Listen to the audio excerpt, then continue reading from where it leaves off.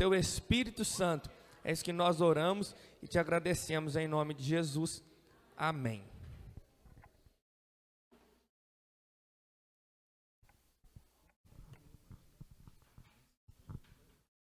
Meus irmãos, eu quero cumprimentá-los, glória, com a paz do Senhor, amém? Amém, meus irmãos? Por gentileza, eu quero convidá-los a fazermos uma leitura bíblica, livro do Apocalipse, capítulo 3. Livro do Apocalipse, capítulo 3, vamos ler a partir do versículo de número 7 e terminaremos a leitura no versículo de número 13. Livro do Apocalipse, capítulo de número 3, estaremos lendo a partir do versículo de número 7 e terminaremos a leitura no versículo de número 13. Amém, meus irmãos? O texto sagrado diz assim: E ao anjo da igreja que está em Filadélfia, escreve: Isto diz o que é santo, o que é verdadeiro, o que tem a chave de Davi, o que abre e ninguém fecha, e fecha e ninguém abre. Eu sei as tuas obras. Eis que diante de ti pus uma porta aberta, e ninguém a pode fechar. Tendo pouca força, guardaste a minha palavra e não negaste o meu nome. Eis que eu farei aos da sinagoga de Satanás, aos que se dizem judeus e não são, mas mentem. Eis que eu farei que venham e adorem prostrados a teus pés, e saibam que eu te amo. Como guardaste a palavra da minha paciência, também eu te guardarei da hora da tentação que há de vir sobre todo o mundo, para tentar os que habitam na terra. Eis que venho sem demora. Guarda o que tens, para que ninguém tome a tua coroa. A quem vencer, eu farei coluna no templo do meu Deus, e dele nunca sairá. E escreverei sobre ele o nome do meu Deus, e o nome da cidade do meu Deus, a nova Jerusalém, que desce do céu do meu Deus, e também o meu novo nome. Quem tem ouvidos, ouça o que o Espírito diz às igrejas. Assentai-vos glorificando a Deus, exaltando o nome do Senhor, pois Ele merece, Ele é digno de toda honra, de toda glória, de todo louvor e de toda adoração. Queridos, eu quero primeiramente nesta manhã externar os meus agradecimentos, quero glorificar ao Senhor, exaltá-lo por este privilégio, por esta oportunidade de poder estar com os irmãos nesta casa de oração, para juntos cultuarmos ao nosso Deus, louvarmos o seu santo nome e também de poder estar com esta tão grande responsabilidade de ministrar-lhes sua bendita, poderosa, inefável, indestrutível palavra. Quero ser grato a Deus, magnificá-lo pela vida do pastor desta igreja, pastor Marcel. Muito obrigado, viu? É um prazer conhecê-lo, estar aqui com vocês. Muito obrigado pela confiança, né? Sabemos que não é fácil, mas o Senhor tem nos proporcionado a oportunidade de estarmos aqui juntos. Que o Senhor Deus continue abençoando a sua vida, sua família, ministério, ricamente, em nome de Jesus. Quero ser grato a Deus também pela vida do nosso amigo pastor Everton. Muito obrigado, tá? Por ter sido canal de Deus para estarmos aqui nesta manhã, com esse povo maravilhoso. Aqui estamos congregados em comunhão, para juntos ouvirmos a voz de Deus. Obrigado, tá? Deus continue abençoando a sua vida, poderosamente, toda a sua família, ministério. Sou grato a Deus, exalto a Deus pela vida de todos os obreiros desta igreja, todos os irmãos, todas as irmãs. Que Deus em Cristo continue vos abençoando poderosamente. Queridos, o texto que nós lemos é um texto conhecidíssimo, é um texto riquíssimo, onde com o auxílio do Espírito Santo nós podemos extrair lições profundas para a edificação da nossa vida, para a edificação da nossa fé. É bem sabido de todos nós que quem escreveu o livro do Apocalipse foi o discípulo a quem Jesus amava e apóstolo, por nome de João. João era filho de Zebedeu, pescador, um dos discípulos mais íntimos de Jesus, e juntamente com seu irmão Tiago, chamado por Jesus de filho do trovão, muito provavelmente porque o seu comportamento ainda estava sendo moldado pelo Senhor. João foi quem escreveu 5 livros do Novo Testamento, da Nova Aliança, o Evangelho que leva o seu nome, suas 3 epístolas e o livro profético das revelações do Apocalipse. O Apocalipse é um livro que fascina os seus leitores, com seus 22 capítulos, 404 versículos, 12.000 palavras e 9 perguntas. Tudo que tem início no Gênesis é consumado no Apocalipse. Tudo que tem princípio no Gênesis, o primeiro livro da Bíblia, é consumado no Apocalipse. Tudo que tem início, começo, princípio no Gênesis, o primeiro livro da Bíblia, o primeiro livro da Torá, o primeiro livro do Pentateuco, o primeiro livro da Lei de Moisés, Bereshit, livro das origens, tudo que tem começo no Gênesis é consumado no Apocalipse.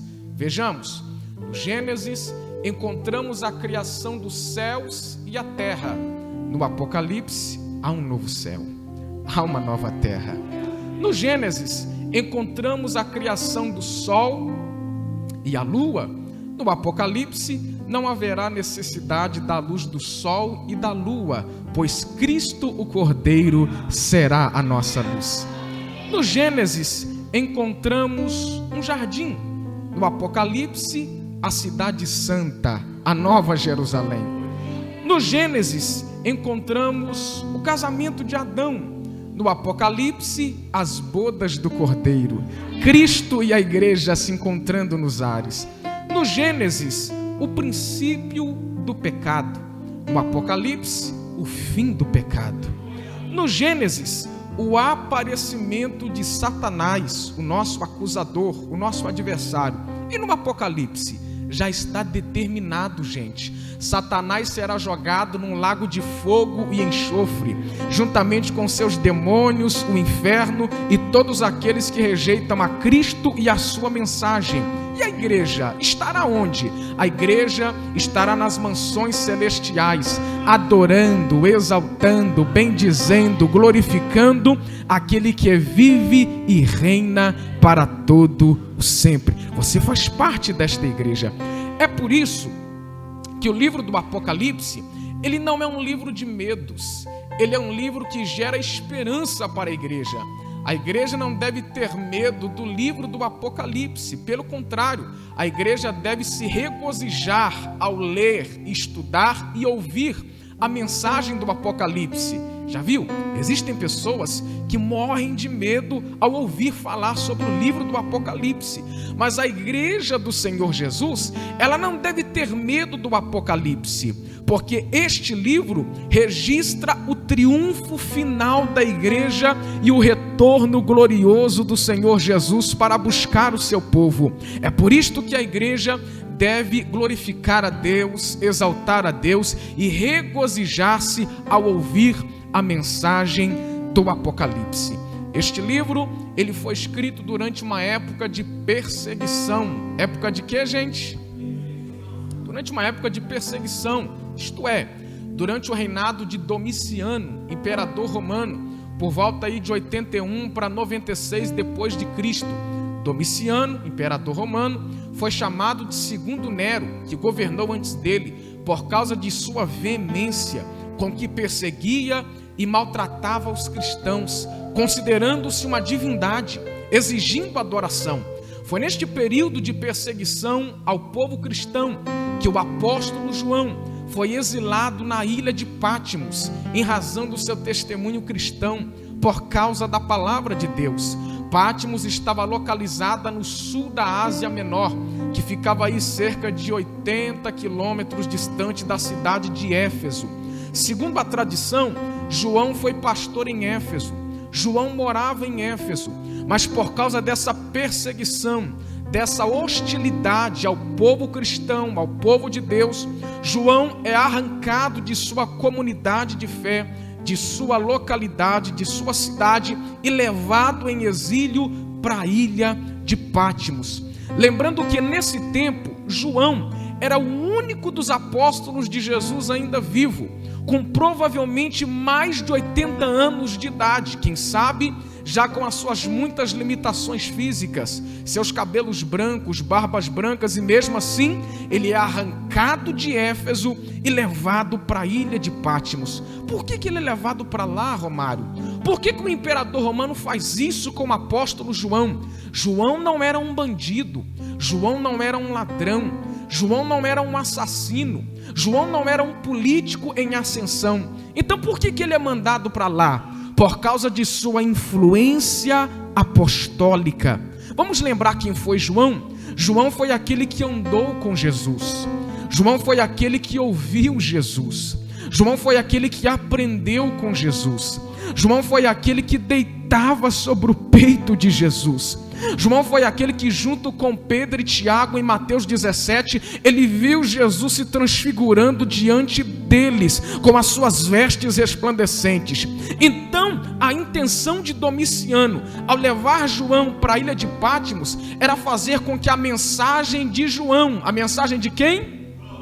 De João, a mensagem que João pregava, perdesse a sua força, para que a sua voz fosse silenciada.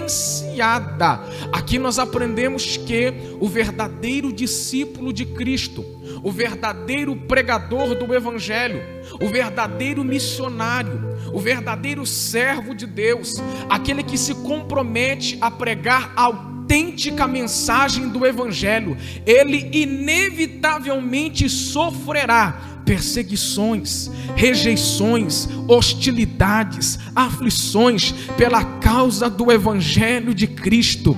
Ele sofrerá hostilidades pela causa do Evangelho da graça de Deus. Irmãos, é inevitável o verdadeiro cristão, o verdadeiro servo de Deus sofrer perseguições pela causa do Evangelho. Jesus disse em Mateus capítulo 24, versículo 9: e sereis odiados de todas as gentes por causa do meu nome. Jesus também disse em João 16, 33: disse-vos essas coisas para que em mim tenhais paz. No mundo tereis aflições. Mas ele não termina por aí, ele continua dizendo: mas tende bom ânimo, porque eu venci o mundo. O apóstolo Paulo também, escrevendo a sua segunda carta a Timóteo, capítulo 2, versículo 3, ele fala para Timóteo: Timóteo, sofre, pois, comigo as aflições como bom soldado de Jesus Cristo. No capítulo 3, versículo 12, Paulo diz mais para Timóteo: e todos os que piamente querem viver em Cristo Jesus padecerão perseguições. Então, o verdadeiro crente, o verdadeiro servo de Deus, o autêntico pregador da mensagem do Evangelho, ele sofrerá sim hostilidades, sejam elas morais, físicas, verbais, pela causa do Evangelho de Cristo. Estão te perseguindo lá na sua escola, lá na sua faculdade, lá no seu trabalho, quem sabe na sua rua, quem sabe no seu bairro, quem sabe na sua cidade, pela causa do Evangelho? Oh, meu irmão, oh, minha irmã, glorifique a Deus por isso, pois você está testemunhando, falando do verdadeiro e autêntico Evangelho de Jesus Cristo. Então João é mandado para a ilha de Pátimos em razão do seu testemunho cristão, por causa da palavra de Deus. A intenção de Domiciano qual era? Era fechar, era fazer o que, gente? Fechar as portas da pregação do Evangelho na terra para João. Só que enquanto o imperador romano Domiciano pensa estar fechando as portas da pregação do Evangelho na terra para João, Jesus abre para João uma porta no céu e diz para ele: sobe, João, irei te mostrar as coisas que depois destas hão de acontecer. João, ele viu Cristo em sua dimensão de glória no meio dos 7 castiçais de ouro que representavam as 7 igrejas da Ásia: Éfeso, Esmirna, Pérgamo, Tiatira, Sardes, Filadélfia e Laodiceia. No capítulo 1, versículo 19, nós encontramos o esboço do livro do Apocalipse, onde é dito para João: João, escreve as coisas que viste, referindo-se ao capítulo 1, as visões que ele está tendo. As coisas que são, referindo-se aos capítulos 2 e 3, o contexto das 7 igrejas da Ásia Menor. E as coisas que depois destas hão de acontecer, referindo-se do capítulo 4 ao capítulo de número 22, eventos escatológicos, eventos futuros, eventos vindouros. Ainda no capítulo 1, Jesus explica para João o mistério das 7 estrelas que ele vê na mão direita de Jesus. As 7 estrelas são 7 anjos das 7 igrejas da Ásia. Anjo aqui é uma transliteração do grego para mensageiro, aqueles que se comprometiam em cada igreja a levar a mensagem do evangelho em sua comunidade de fé. Mão direita fala de autoridade, de governo, de domínio, de controle. E se as 7 estrelas, que são 7 anjos, que são os mensageiros das igrejas, estão na mão direita de Jesus, significa que Jesus é quem controla e governa os seus líderes e as suas igrejas. Louvado seja Deus. João vê o Cristo em sua dimensão de glória no meio dos 7 castiçais de ouro. Dentre as 7 igrejas para as quais Jesus destina uma mensagem, 4 recebem elogios e críticas ao mesmo tempo: Éfeso, Pérgamo, Tiatira e Sardes. 2 recebem somente elogios: Esmirna e Filadélfia. E somente uma recebe somente críticas: a igreja em Laodiceia. Jesus, ele não só tem o diagnóstico correto de cada uma das igrejas, mas ele também conhece o contexto, o local, a cidade onde cada igreja está inserida. E o texto que nós lemos nesta manhã faz parte da mensagem de Jesus para a igreja em Filadélfia. E qual é o contexto, Romário, desta igreja? A cidade de Filadélfia, segundo a história, ela foi fundada no ano de aproximadamente 140, 150 a.C., por um homem chamado Átalo II, que por amar muito seu irmão, por ter um apreço muito grande por seu irmão, ele funda esta cidade e coloca o nome dela de Filadélfia, um nome oriundo da raiz grega que significa amor fraterno, amor entre irmãos.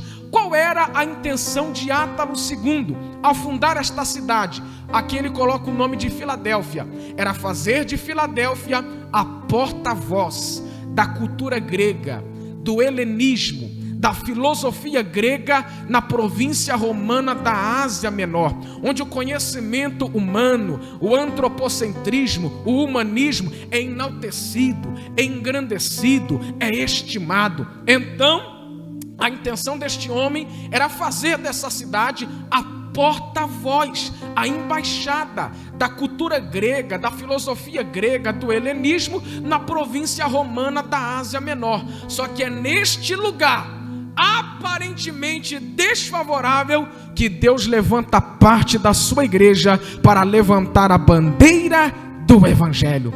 E qual é a mensagem de Jesus para a igreja em Filadélfia, de onde nós podemos extrair lições para a edificação da nossa vida nesta manhã, para que nós possamos aprender sobre a mensagem de Jesus para a sua igreja? Jesus vai se apresentar para a igreja em Filadélfia. E como ele se apresenta para a igreja em Filadélfia?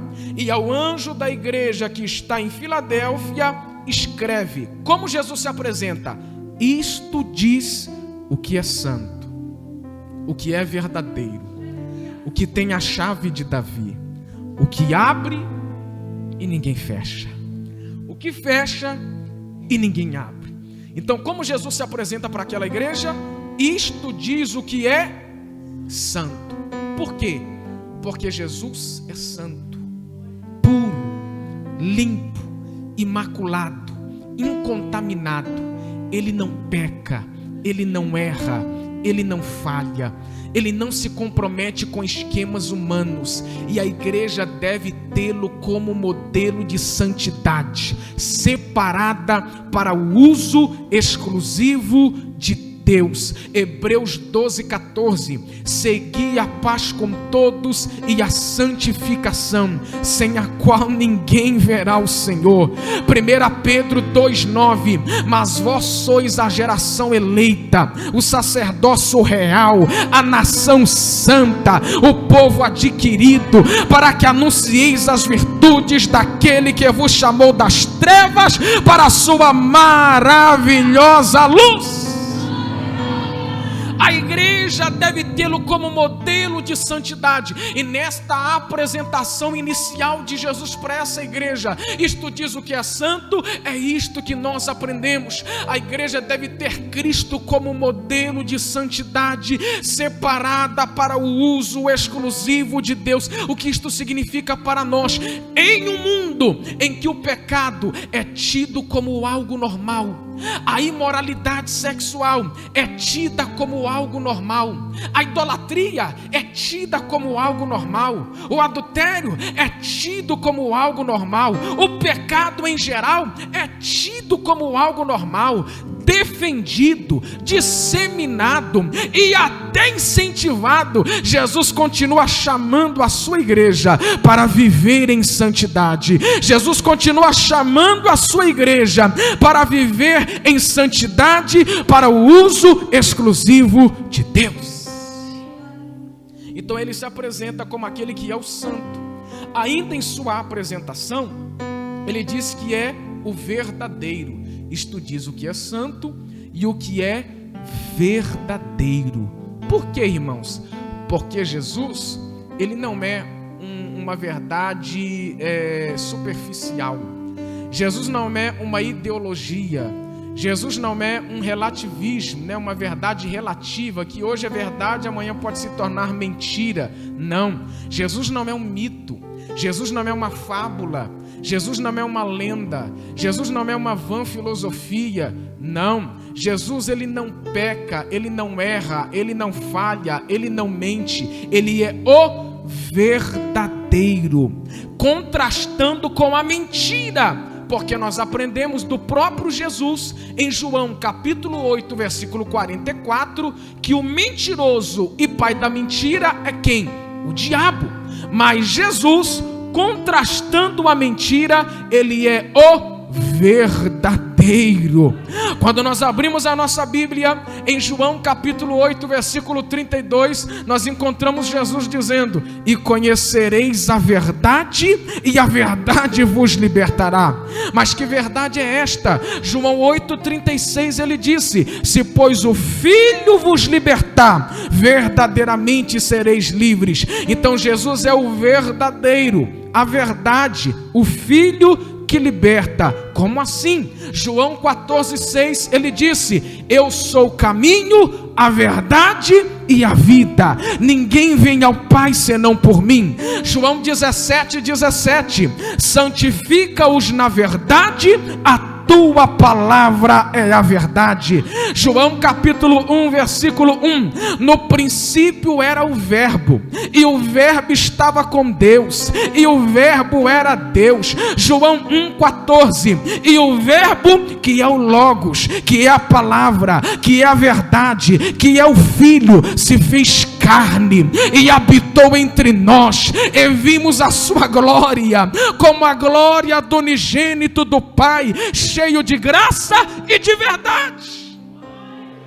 Então Jesus é o verdadeiro, é a verdade encarnada, suprema e absoluta, que liberta o mais vil pecador para a glória de Deus Pai, trazendo-o para a sua presença. É por isso que nós estamos aqui nesta manhã, adorando, nos alegrando, nos regozijando na presença de Deus, porque esta verdade, que não é relativista, que não é uma ideologia, que não é um mito, uma fábula, uma lenda, nos arrancou do pecado, desobediência às trevas e nos trouxe para a sua maravilhosa luz.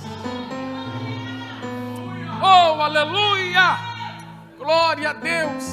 Então Jesus, ele se apresenta como aquele que é o santo, a igreja deve tê-lo como modelo de santidade, como aquele que é o verdadeiro, portanto a igreja deve andar na firmeza da verdade, que é o próprio Cristo, a verdade encarnada, suprema e absoluta. E ele continua em sua apresentação para aquela igreja, de onde nós aprendemos lições aqui. Isto diz o que é santo, isto diz o que é verdadeiro, o que tem a chave de Davi. Ô irmão, crente de verdade, que crê na presença, na atuação do Espírito Santo, na atualidade, ao ler uma coisa dessa aqui, hein, pastor Marcel? Ao ler um negócio desse aqui, a gente sente a presença de Deus, a gente se alegra, se regozija. O que, Romário? Que tem a chave de Davi, que faz o quê? Que abre e ninguém fecha. Que fecha e ninguém abre. O que tem a chave de Davi. Por que ele usa essa expressão? Ele faz essa ligação, né? Essa analogia com o reino de Davi, né? Que tem a chave de Davi, que abre, ninguém fecha, que fecha e ninguém abre. Quem tem a chave é o dono da casa. Quem tem a chave é quem controla a casa. Quem tem a chave é quem governa a casa, é quem manda na casa. E aqui Jesus diz que ele tem a chave de Davi, que abre e ninguém fecha, porque foi ele que abriu, e se ele abriu, ninguém pode fechar. Mas que também fecha e ninguém abre, porque é ele que fecha, e se ele fecha, ninguém pode abrir. Quem tem a chave é o dono da casa. Nesse texto está mostrando para nós a autoridade de Jesus na obra da evangelização.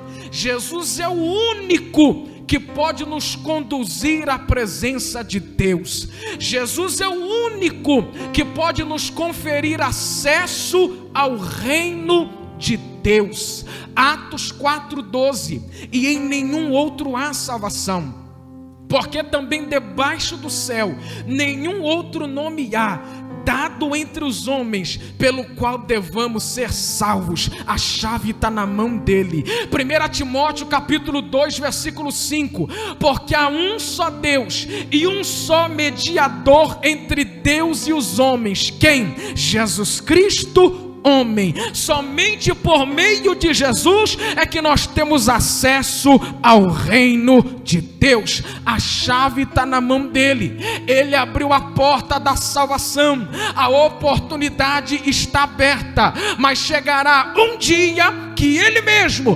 fechará essa porta. E como ele mesmo diz aqui, quando ele fecha, ninguém pode abrir. Então aproveitemos enquanto a porta está aberta, porque nós temos acesso pela graça, por meio da fé, à presença de Deus, por meio de Cristo Jesus. Então vamos aproveitar essa oportunidade nesta manhã. Ninguém veio aqui para brincar de ser crente, para brincar de levantar a mão, não. Nós viemos aqui porque nós fomos lavados e remidos pelo sangue do Cordeiro imaculado, para a glória de Deus Pai. Porque ele nos abriu a porta e nos reconciliou. Aleluia. O que tem a chave de Davi, que abre e ninguém fecha, que fecha e ninguém abre. Aí no versículo 8 ele diz assim, a mensagem dele para a igreja em Filadélfia: eu sei as tuas obras. Se a gente parar para analisar, para as 7 igrejas da Ásia Menor, Jesus se apresenta de maneira diferente para cada uma delas. ele tem uma mensagem específica para cada uma das 7 igrejas da Ásia Menor. Mas para todas elas, ele diz algo em comum. O quê? Isso aqui. Eu sei as tuas obras. Para a igreja em Éfeso, ele diz: eu sei as tuas obras. Para a igreja em Esmirna, eu sei as tuas obras. Tiatira, sei as tuas obras. Sardes, sei as tuas obras. Filadélfia, sei as tuas obras. Laodiceia, sei as tuas obras. Para toda a igreja, ele diz: conheço as tuas obras. Vamos lembrar da visão de João? Onde que ele vê Jesus? No meio dos 7 castiçais, que representavam as 7 igrejas. Então Jesus estava no meio das 7 igrejas, olhando a todos, observando a todos e dizendo: eu conheço vocês, sei quem vocês são, conheço as obras de vocês. Nesta manhã Jesus está no meio da igreja, olhando para mim e para você e dizendo: eu te conheço, sei quem você é, tenho visto as suas obras. Ô irmão, não adianta a gente tentar esconder do pastor Marcelo, do pastor Everton. Não adianta a gente tentar esconder das irmãs de oração, dos irmãos. Não adianta a gente tentar esconder da igreja e tentar esconder do pai, da mãe, do bairro, da cidade. Não adianta, meus irmãos. Ele tem olhos como chama de fogo e ele diz para nós: eu conheço vocês, eu sei quem vocês são, eu tenho visto as vossas obras. Aí surge uma pergunta para a nossa reflexão. Jesus dizendo para nós: conheço as obras de vocês. Isso nos preocupa ou nos tranquiliza? Pense um pouquinho aí. Jesus dizendo para você: te conheço, sei quem você é, tenho visto as suas obras quando o pastor não vê, quando a tua mãe não vê, teu pai não vê, os irmãos não veem, mas eu te conheço.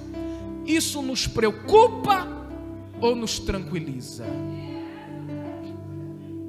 Eu sinto a presença de Deus aqui nesta manhã. Sinto a graça de Deus aqui nesta manhã. Eu sei as tuas obras, Hebreus 4:13, e não há criatura alguma encoberta diante dele.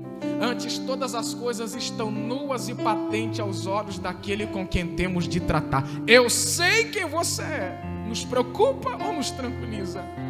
Aí ele continua: eu sei as tuas obras, eis que diante de ti pus uma porta aberta e ninguém a pode fechar.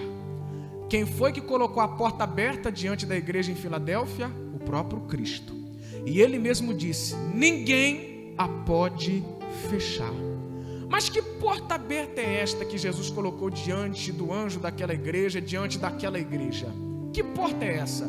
João capítulo 10, versículo 9, Jesus diz: eu sou a porta. Se alguém entrar por mim, salvar-se-á, e entrará, e sairá, e achará pastagens.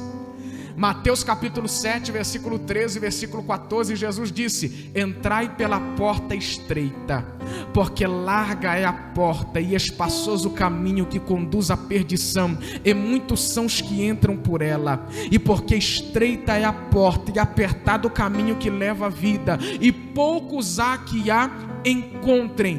Que porta é esta que Jesus colocou diante do anjo daquela igreja, diante daquela igreja? Porta fala de oportunidade. Então a porta aberta que Jesus colocou diante daquela igreja, Jesus estava dizendo para eles: eu coloquei uma grande oportunidade para vocês pregarem o evangelho, que sou eu mesmo, a porta da salvação nesta cidade de Filadélfia.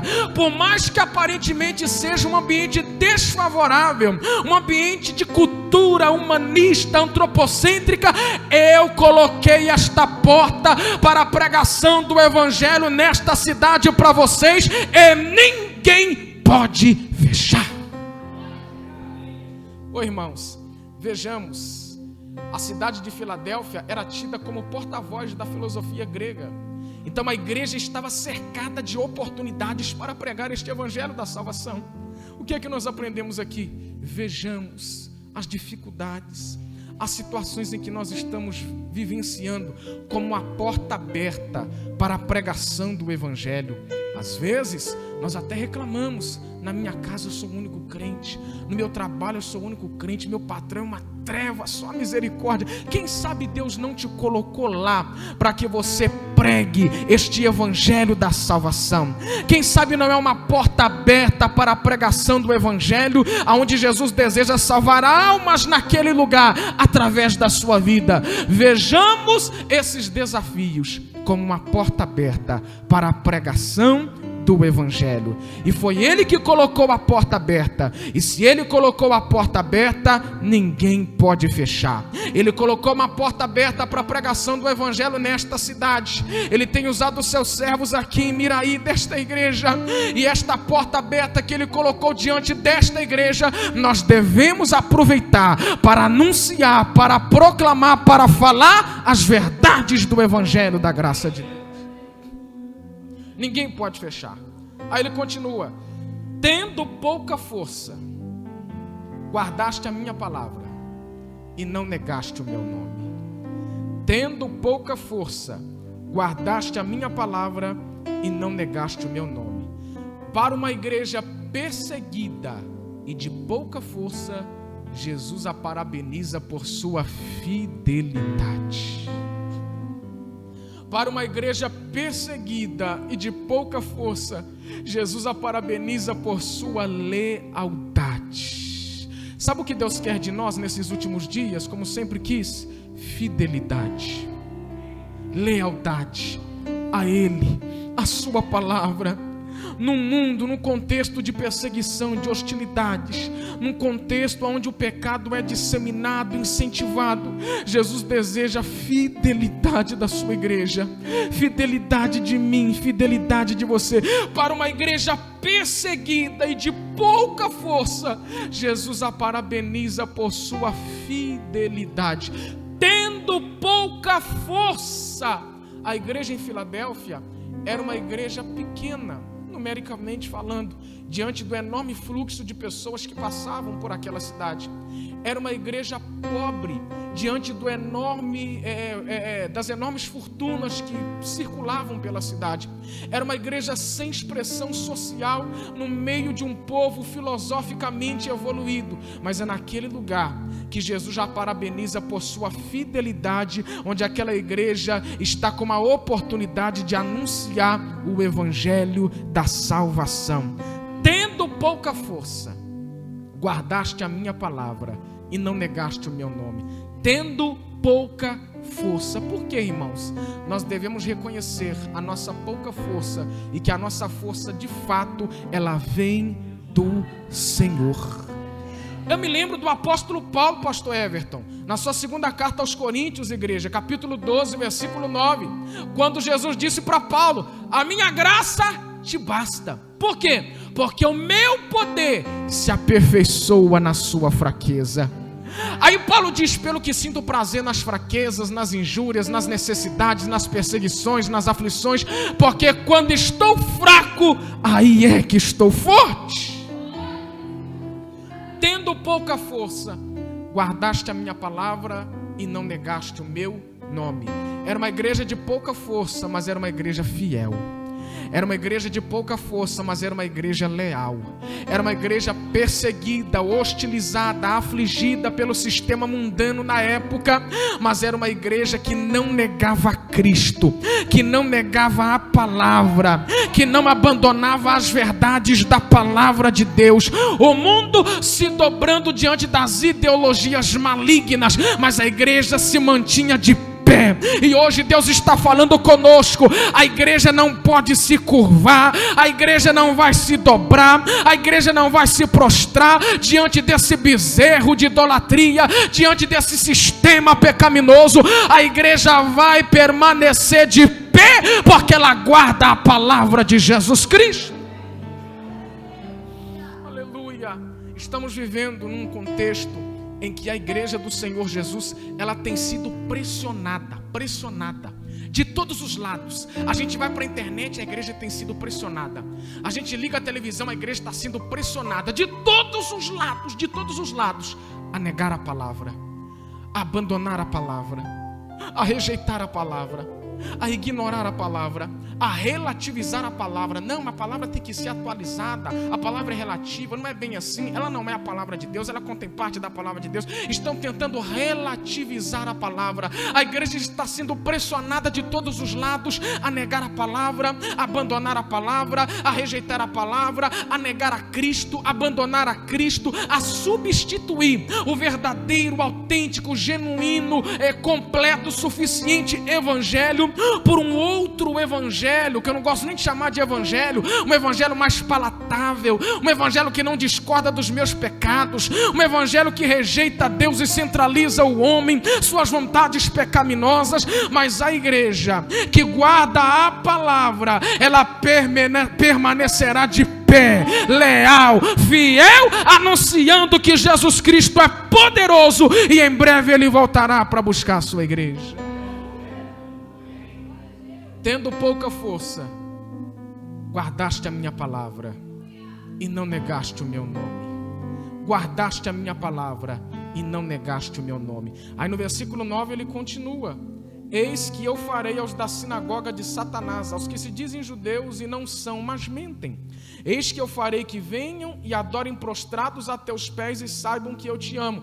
Aqui Jesus está fazendo uma crítica aos judeus que não acreditavam que Jesus era o Messias e que rejeitavam a igreja do Senhor Jesus. Ele está dizendo para a igreja em Filadélfia que eles iriam reconhecer que a igreja é amada por Ele. Meus irmãos, o mundo pode nos odiar, os inimigos podem nos odiar, o diabo pode nos odiar, mas saibamos que, apesar do mundo nos odiar, o diabo nos odiar, os inimigos nos odiarem, servimos ao Cristo que nos ama, ao Cristo que nos ama, ao Cristo que nos ama.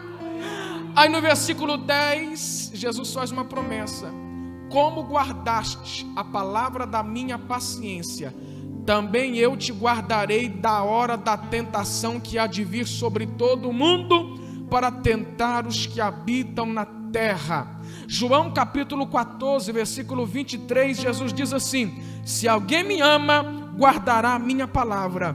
E aqui em Apocalipse capítulo 3, versículo 10, Jesus faz essa promessa: como guardaste a palavra da minha paciência, também eu te guardarei da hora da tentação que há de vir sobre todo mundo. Para uma igreja que guarda a palavra, Jesus aguardará da hora da tentação que há de vir sobre todo mundo que nunca houve antes. Oh, aleluia! Mas é para quem guarda a palavra. Aí no versículo 11 ele prossegue: eis que venho sem demora. Quantos aguardam a volta do Senhor Jesus?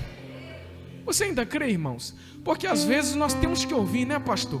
Esse negócio de Jesus aí voltar, esse negócio de Jesus aí voltar, né, para buscar o seu povo, para estar com a sua igreja, desde a época da minha avó, bisavó, eu ouço isso. Jesus não voltou coisa nenhuma, os crentes estão tudo morrendo, estão tudo partindo, o bicho já comeu tudo lá no cemitério, já não tem nem mais carne, o osso já está em estado de decomposição e Jesus não voltou ainda. Mas aqui não foi o apóstolo João, não foram os apóstolos, não é invenção da igreja, não é formulação da era da patrística, não é o Romário, não é o pastor Marcel, o pastor Everton, não é a igreja, mas é o próprio Cristo que está dizendo: eis que venho sem demora.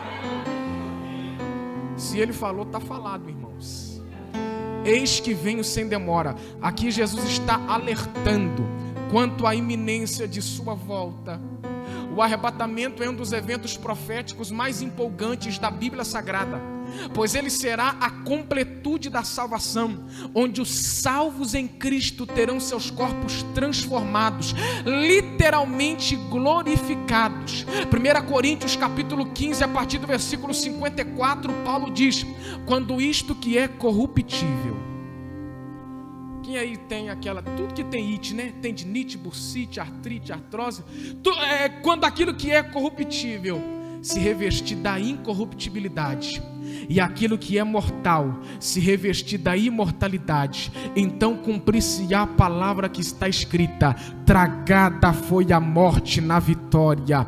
Onde está, ó morte, o teu aguilhão? Onde está, ó inferno, a tua vitória? Ora, o aguilhão da morte é o pecado, e a força do pecado é a lei, mas graças a Deus que nos dá vitória por nosso Senhor Jesus Cristo. Ele prometeu voltar. 1 Tessalonicenses. E quem morreu em Cristo, Romário? O corpo já está há anos no cemitério, o bicho já comeu tudo, né? E agora? Vamos para a Bíblia, é linda demais, gente. 1 Tessalonicenses capítulo 4, versículo 16. Porque o mesmo Senhor descerá do céu com alarido, e com voz de arcanjo, e com a trombeta de Deus, e os que morreram em Cristo ressuscitarão primeiro. Depois nós, os que ficarmos vivos, seremos arrebatados juntamente com eles nas nuvens, a encontrar com o Senhor nos ares, e estaremos com o Senhor para todo sempre. Aí no versículo 18 Paulo diz assim: portanto, consolai-vos uns aos outros com essas palavras. Então consola o seu irmão aí na esquerda, na direita. Jesus está voltando, viu? Ele vai buscar o seu povo, ele vai buscar a sua igreja. Ele mesmo prometeu. Oh, aleluia! Oh, glória a Deus! Ele prometeu, meus irmãos, é a bem-aventurada esperança da igreja. Ele vai voltar para buscar o seu povo. Aleluia! Você pode adorar a Deus nesta manhã, você pode glorificar a Deus nessa manhã. Ele disse: eis que venho sem demora, eis que venho sem demora. Aleluia! Guarda o que tens, para que ninguém tome a tua coroa. Guarda, conserva, valoriza, prioriza, protege, esconde o que tens. O que é que aquela igreja tinha, que Jesus agora fala para eles guardarem? Guarda o que tens. O que é que eles tinham primeiramente? Pouca força. Versículos anteriores: tendo pouca força. Mas será que é só isso? Jesus aqui diz: guarda o que tens. O que é que eles tinham? Pouca força. Mas só isso? Não. Guardaste a minha palavra e não negaste o meu nome. Então quando Jesus diz guarda o que tens, Jesus está dizendo para a sua igreja: guarda a palavra, guarda a fidelidade, guarda a lealdade, guarda a minha palavra, guarda o que tens. O salmista no Salmo 119, verso 11, ele diz assim: escondi, protegi, valorizei, conservei, guarda, escondi a palavra no meu coração, para eu não pecar contra ti.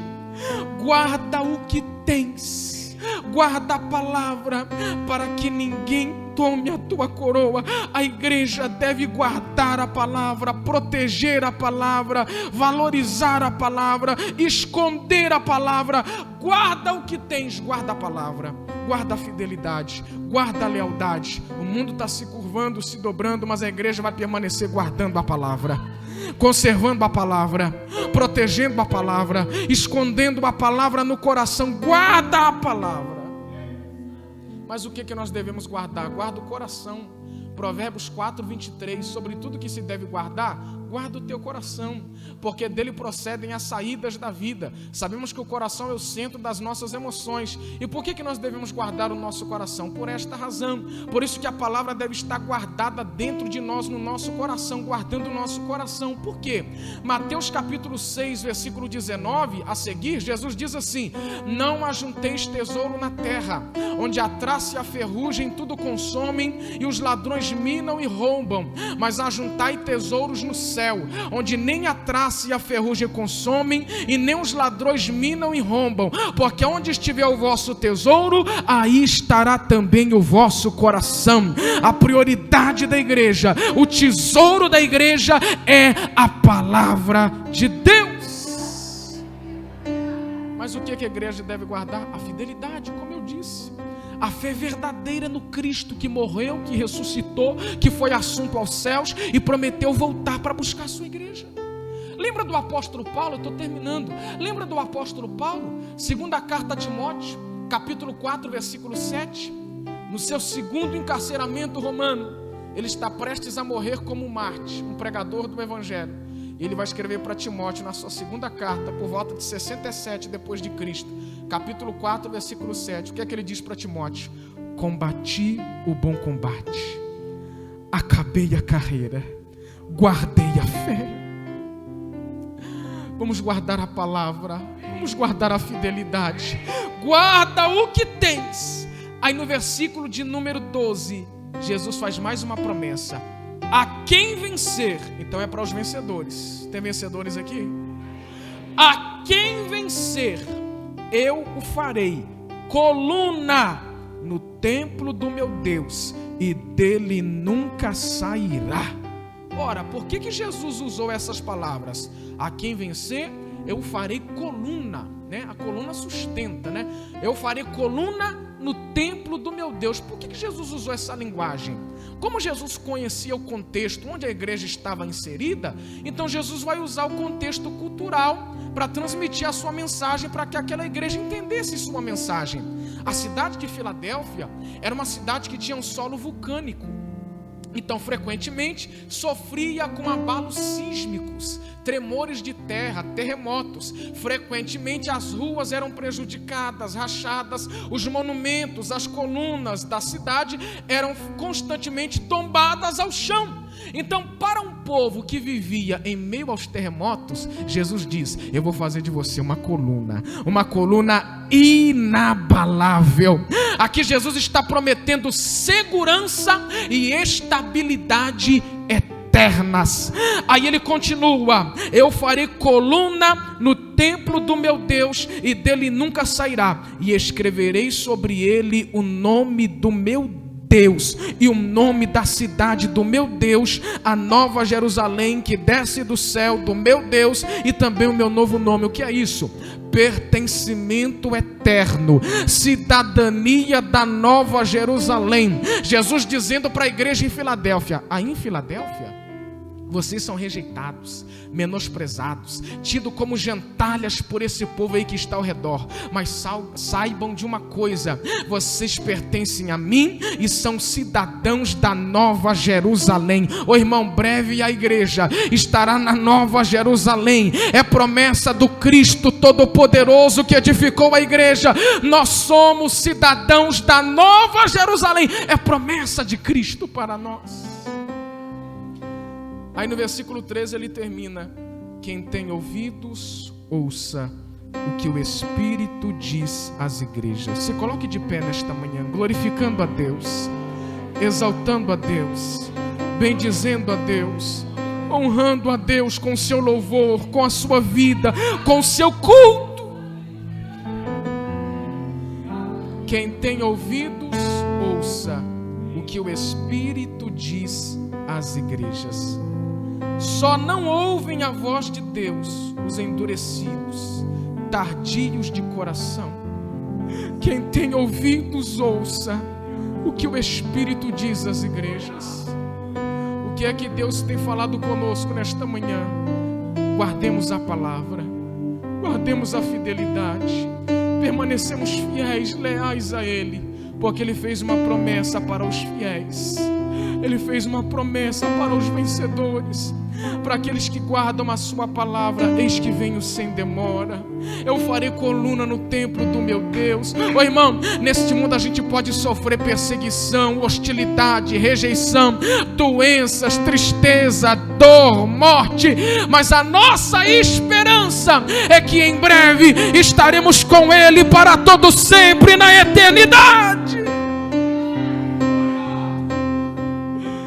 Apocalipse, capítulo de número 21. João diz assim: eu sinto a presença de Deus nessa manhã. Pastor Marcial, vem cá, vem cá. Eu sinto a presença de Deus aqui nesta manhã. Irmãos, aguenta só mais um pouquinho de tempo. Ele está voltando para buscar o seu povo. Continuemos guardando a palavra, continuemos conservando a palavra. Nós não iremos nos dobrar, nos curvar diante desse sistema blasfema, que rejeita Cristo, que nega Cristo. Não, nós vamos permanecer fiéis à palavra. Deus nos dê força para permanecermos fiéis.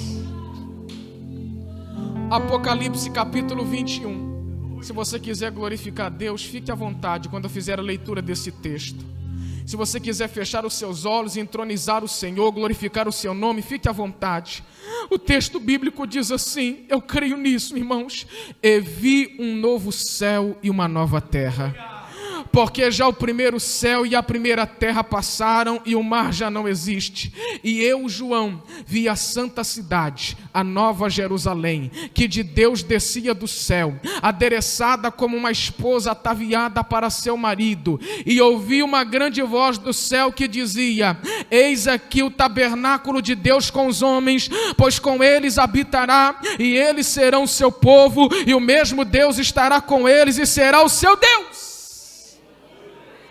Versículo 4 e 5, oh glória! E Deus limpará de seus olhos toda lágrima, e Deus limpará de seus olhos toda lágrima, e não haverá mais morte, nem pranto, nem clamor, nem dor, porque já as primeiras coisas são passadas. Feche os seus olhos neste momento e comece a adorar a Deus, vai. Comece a glorificar o nome do Senhor, porque esse dia vai chegar. Esse dia vai chegar. Nem a morte nos impedirá de estarmos com o Senhor para todo sempre. Vamos adorar o nosso Senhor na beleza da sua santidade. Senhor, nós te agradecemos pela tua palavra. Senhor, nós te agradecemos pela tua palavra. Senhor, nós te agradecemos pela mensagem do teu evangelho. E aqui nós estamos para te adorar. Oh, aleluia. A tua igreja está te adorando nesta manhã. A tua igreja está te adorando nesta manhã. E nós te agradecemos, ó Pai, pela tua palavra. Inunda o teu povo com a tua presença. Renova o teu povo, Senhor. Aviva o teu povo, Senhor. Encoraja o teu povo, Senhor. Fortifica o teu povo, Senhor. Fortalece o teu povo, Senhor. Enche o teu povo com a tua presença nesta manhã.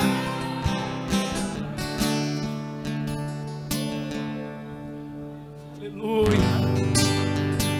Aleluia. Aleluia, você pode exaltar a Ele nessa manhã. Aleluia. Além do rio azul, as ruas são de ouro e de cristal. Você pode cantar isso? Ali tudo é vida, ali tudo é paz. Morte e choro, nunca mais. Tristeza e dor, nunca mais. Além do rio azul, Ele está aqui nessa manhã. as ruas são de ouro e de cristais.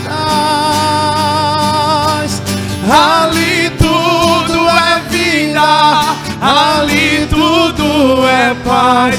Morte e choro, nunca mais. Tristeza e dor, nunca mais. Verei o grande rio da vida. Se você vai ver, levante as suas mãos. Claro como um cristal. Oh Deus, verei a face do meu mestre querido. Não haverá mais noite ali. Não haverá nenhum clamor. Verei os olhos de Jesus e tocarei seu corpo em mim não haverá mais noite ali, não haverá nenhum clamor. Verei os olhos de Jesus e tocarei seu corpo em mim. As nações andarão em sua luz e as portas jamais se fecharão. A cidade é de ouro puro,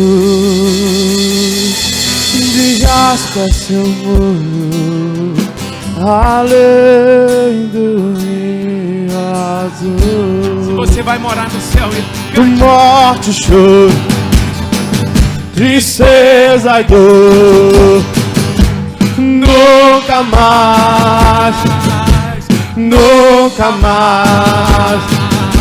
Morte, choro, tristeza e dor, nunca mais, nunca mais.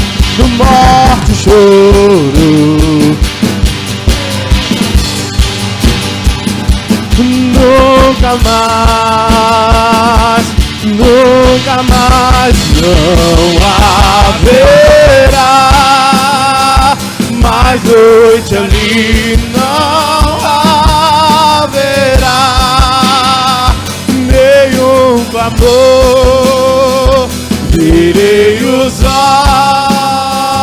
olhos de Jesus e tocarei seu corpo em mim, não haverá mais noite ali, não haverá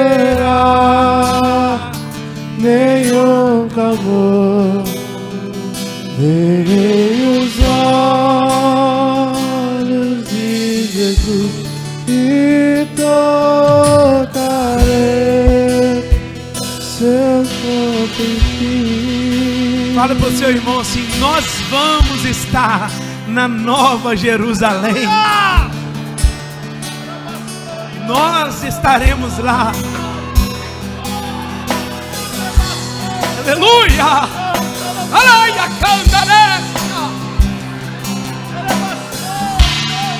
O que move a nossa vida é sabermos que nós estamos aqui de passagem, subiremos com Ele para as mansões celestiais.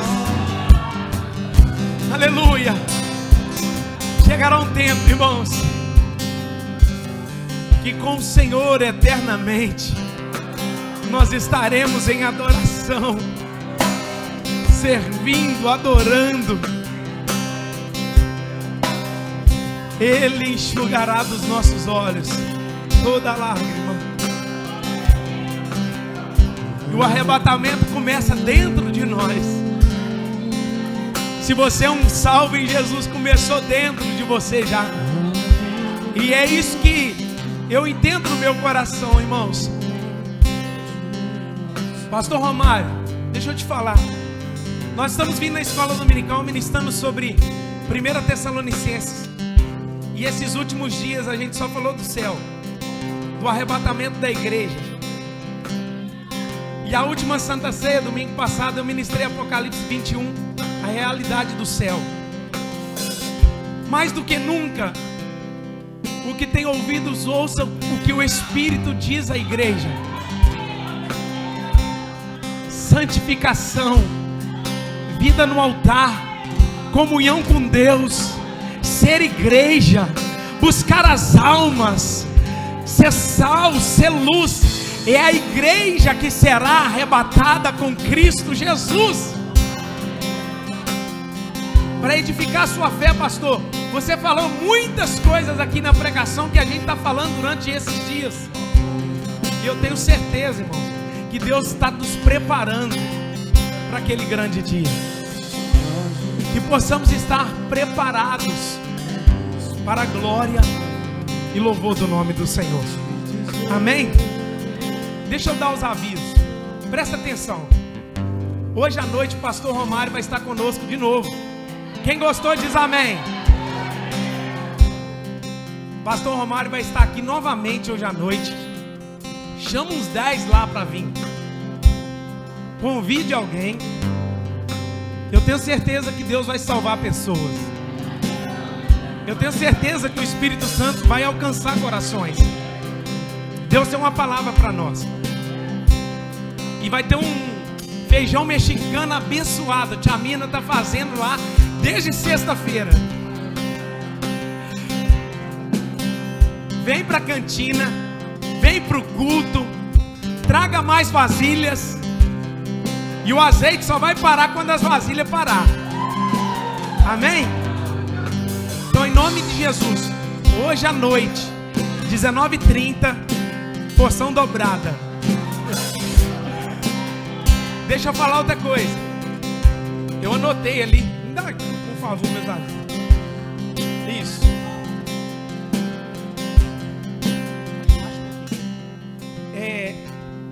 Irmãos, olha só que interessante isso aqui. Quando o pastor falou de porta aberta, eu lembrei que estava ali no banco sentado e o provedor do hospital de Miraí nos convidou para fazermos um culto lá. A Igreja Batista Reviver vai estar fazendo um culto em homenagem aos 117 anos do hospital de Miraí. Amém? Então, assim, com um coração muito grato a Deus, nós estaremos lá quarta-feira, às 19 horas ou 19h30, eu vou confirmar o horário direitinho, mas hoje à noite eu confirmo para vocês. E eu pude entender que a porta está aberta para a pregação do Evangelho.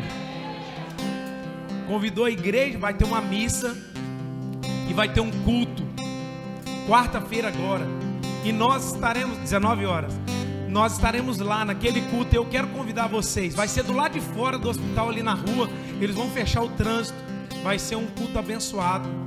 Eu quero convidar toda a igreja a estar conosco lá, quarta-feira, às 19 horas. Eu fiquei imaginando com as portas abertas dentro da escola. Essa semana eu vi a diretora do ginásio falando do Instituto Reviver, e falando que ela tem como diretora, os professores, tem uma parceria com o Instituto, uma porta aberta que ninguém pode fechar. Irmãos, a porta do Evangelho está aberta. Ainda que fechem portas na terra, feche porta no terreno, a porta do céu está aberta, para a glória de Deus. E que possamos avançar para viver o sobrenatural. E para encerrar, o último aviso: essa semana tem semana de oração, 6 horas da manhã aqui na igreja, e eu quero contar com vocês orando comigo. Nós vamos orar e buscar a face do Senhor. Que Deus te abençoe. Volta para receber a bênção apostólica à noite. Um beijo no seu coração, te amo em Cristo Jesus. Vai na paz. Leva-me além,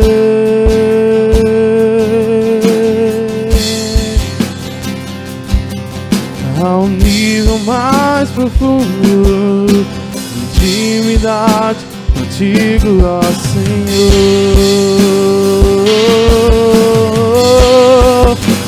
Leva-me além,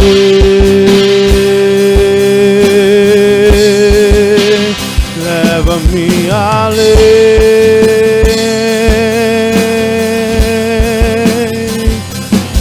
que a minha vida flua mais na tua ação, mais no teu poder.